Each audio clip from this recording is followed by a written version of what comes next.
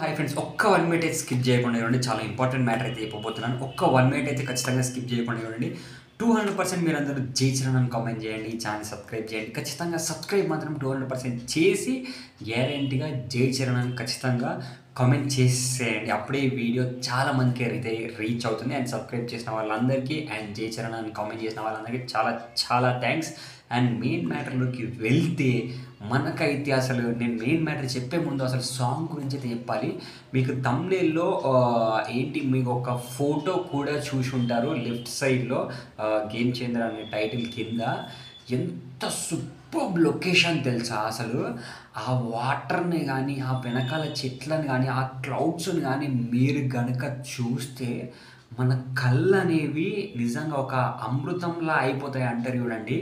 ఆ టైప్‌లో అయిపోతూ ఉంటాయి. మనకొక స్వర్గంలో ఉండి మనం సాంగ్‌ని చూస్తున్నాం అన్నంత ఫీలింగ్ అయితే ఈ సాంగ్‌ని చూస్తూ ఉంటే మనకైతే వచ్చేస్తది.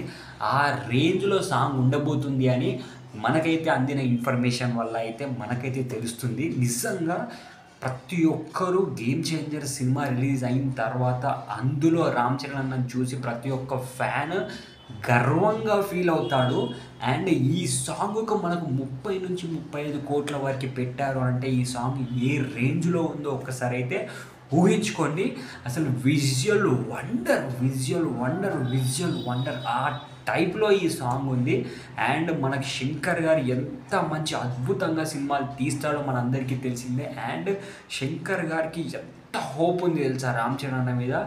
శంకర్ గారు ఎక్కడికెళ్ళినా 'భారతీయుడు 2' ప్రీ రిలీజ్ ఈవెంట్ ఆ ఈవెంట్స్ దగ్గరకు వచ్చినప్పుడు కూడా రామ్ చరణ్ అన్న గురించి చాలా సార్లు మాట్లాడాడు.